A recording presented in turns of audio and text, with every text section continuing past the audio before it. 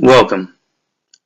Today we will discuss Renovating a Lawn by Mecklenburg County Cooperative Extension Service. When renovating a lawn, the first step is the proper grass selection. For our discussion here, we will look at two types of grass, warm season and cool season. Warm season grasses include Bermuda grass, zoysia grass, centipede, St. Augustine, and some others. Cool season grasses would be your turf-type tall fescue, ryegrass, fine fescues, bluegrasses, and bent grass. For lawns in the Charlotte area, turf-type tall fescue is the most common choice because it does give us the most green throughout the year. It is can stay green throughout our winters, and then does the best job of the cool season grasses at trying to stay green during our summers. But that is a turf type tall fescue. Please do not use the Kentucky 31 fescue for a lawn. That is actually a pasture grass. It is a much thicker blade and grows much faster. Many people also enjoy a zoysia grass lawn if they want the warm season grasses. But please know that these grasses, the preferred varieties, are only available as sod or plugs, so it's a much more expensive process. Next up, we want to look at the timing of when to renovate. And it's different depending on what you choose. Like I said, most people in the Charlotte area are going to choose the turf type tall fescue. So the timing of that, the renovation timing, is September 15th, October 15th. That's your window to get your seed out. Now understand with that timing, that's when the seed is supposed to go down. So you want to make sure to give yourself any time you need beforehand for any weed removal. Now, if it's just a small amount of weeds or a small area, you can pull them all by hand. And that'll be just fine. You can do that right before you begin your renovation. But if it's a whole lot that you may have to use herbicides, you need to pay attention to that herbicide label. Check the pesticide label and read it thoroughly, because some of those herbicides will say, you can wait for sometimes up to 6 weeks before you can put seed down. So please be aware of that. So now we're ready to start our renovation. The first thing we'll look at is the soil preparation. If you got any small bare areas, you just want to try and loosen or turn that soil over a little bit.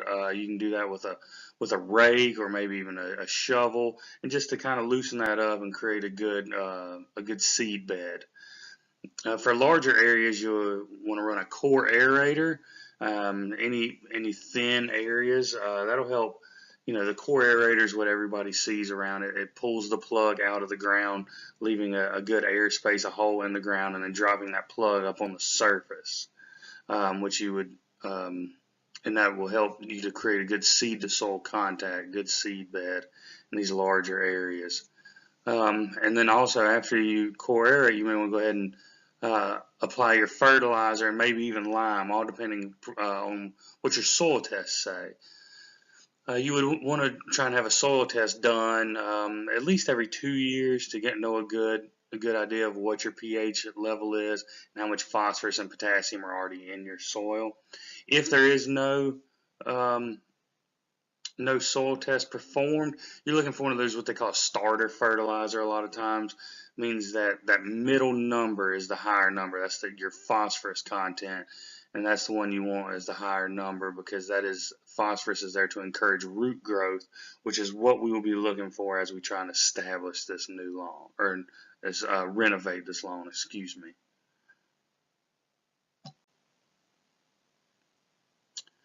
So now that you've prepped your soil, you're now ready to begin seeding. Prefer probably a rotary spreader to evenly broadcast and distribute the seed. Some people prefer a drop spreader, which just like it sounds, drops the seed directly below. Most people will use the rotary though. Just be aware when using the rotary, when you get too close to any mulch beds or natural areas, because that seed is throwing out, so you will need to pay attention to that to keep it out of those areas, the unwanted areas. But with your rotary spreader, you want to apply half the seed in one direction, and then you're going to come back at a right angle to that first direction, and apply the second direction, as you can see in the diagram here. This is to ensure a good even coverage, and any areas that you could have possibly missed, you will hopefully correct in the second pass. When applying your seed, usually for a renovation, fescue is seeded anywhere 6 to 8 pounds of seed per 1,000 square feet. If you were plugging, means maybe you've chosen zoysia grass or Bermuda grass. You will be plugging it. This is the only types of grass. You need a grass that spreads laterally. There's zoysia grass, Bermuda grass. Have stolons and rhizomes to fill in the barriers in between the plugs. And plugging is just like a cheaper alternative for sodding. You wouldn't plug a grass that you could easily grow from seed, such as a tall fescue. It wouldn't make sense. But you're just literally planting the plugs in the ground on a grid pattern, and then helping them, forcing them to grow in from there to fill in all the areas in between. Usually anywhere from 6 to 12-inch spacing in between your plugs should do the trick. But make sure that you keep those young plugs moist. They have to stay moist. There's going to be a lot of very brief waterings just to keep that top of the soil where the little bit of roots are, to keep them moist until it can establish deeper roots. And of course, there's always the option of sodding. You can sod. Sodding is going to be the most expensive renovation technique. Most all of the grasses we've discussed today, you can buy and sod, including tall fescue if you're looking for that instant lawn right away. But it's you said you're gonna need bare soil when you're doing your soil preparation. You prefer to lay sod on a bare soil, so this isn't filling in a thin turf. This is laying directly on top of a bare soil. Like they always say, lay the sod green side up. It's that easy. Just green side up, and then you want to pull all those seams together as tight as you can, kind of looking almost like a brick pattern where the seams are offset from each other, and you just continue laying that in that pattern until you get your whole area covered. Some people like to come back with a little bit of topsoil or sand or something, depending on what soil you prefer to put into those seams to really make it smooth. It really finishes off the surface nice. And just like the plugging, sodding also want to make sure to keep that top layer very moist. It's very, very thin roots. You're not dealing with a lot of deep roots, so you're going to have to water every day, just lightly, maybe multiple times a day. Make sure make sure those roots stay moist until they can grow down and start to develop a little more. So now that you've renovated, whichever way you may have picked, let's discuss some of the care of renovation. Like we've said already, but same for even the seeded, all these areas. Any of these renovated areas, you're going to need to keep them moist at the beginning, several times a day, just very light sprinklings, because all those roots that we're working with are right there in the top inch, maybe 2 inches of soil. So we definitely have to water a lot to keep that top bit wet. And then as they begin to develop deeper roots, you can start to decrease the frequency of that watering. And then, while lengthening duration, start working that water deeper into the soil, start trying to push those roots down to chase that water.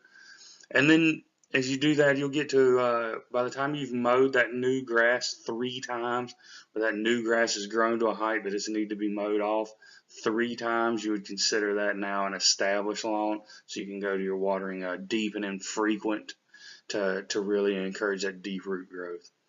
Right after renovation, you want to continue to mow as you normally would, using a sharp blade to protect the grass.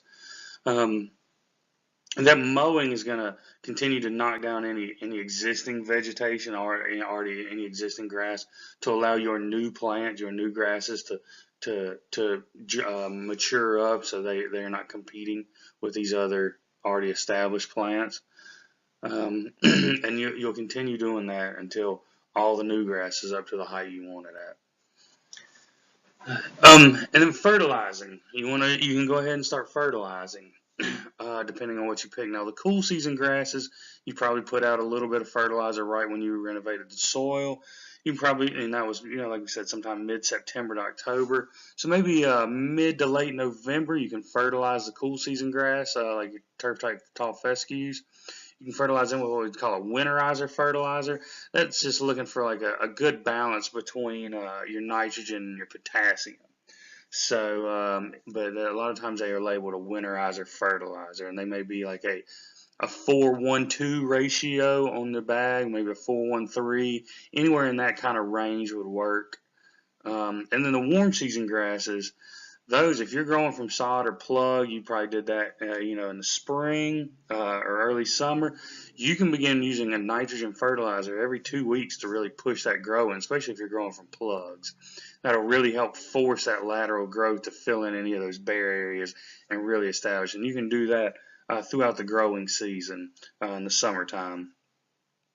One other note you want to do there after renovation is you want to try and keep all unnecessary traffic off your new lawn. Let it get well established. That foot traffic is definitely going to hurt the plant. So just try and keep everybody off of it at least till you can get it established. And then one of the last things we want to discuss here is integrated pest management with your newly renovated lawn. Integrated pest management is just the idea of using all available control methods to keep pests from reaching any damaging levels in your lawn without using pesticides. So of course, one of the best ways to keep out any pest, any weeds, is to grow a strong lawn. A good, healthy lawn, it can fight off a lot of weeds and pests for you and can tolerate some of those pests and even diseases. So you want to make sure you're picking the correct grass for your area and you're watering it correctly, you're mowing it correctly, fertilizing it correctly. That right there is some of the best you can do. Is some of the best work you can do for pest management in your lawn. There's some of the things to pay attention to. In our area, the turf type tall fescue in the summertime is very susceptible to brown patch. So you really want to keep an eye out for this in the summertime. Any of those really overcast days and it's humid out, you really want to hold back on that watering because if you have any water that's just sitting on the plant there from irrigation and it's not evaporating away because it's overcast and humid, you're really setting up that brown patch to take off and flourish in a situation like that. So we want to try and really watch our watering and try and avoid that brown patch if we can. And try and only treat with a fungicide if the really bad outbreak continues to persist. And then another one to look out for on the turf type tall fescue is in September or October, that time in the fall. It's a good time to check for white grubs. That's white grubs. It's the best time to control them is the fall. That's when they're closest to the surface and the youngest. So you can just go out and dig up a 1 foot square of turf, and just kind of peel it back and look underneath the roots there, and you'll be able to see the grubs. If you just peel back, they'll be right at that root level. And most grass, you're going to see a few grubs. That's fine. That's acceptable. If you start seeing a lot of grubs in that 1 foot square, like if you're seeing 10 grubs, you may want to start looking into a treatment for those grubs because that is a lot of grubs eating on your roots. They can really do a lot of damage to your lawn by not allowing it to root down. So this has been a presentation on renovating a lawn by Mecklenburg County Cooperative Extension Service. Thank you.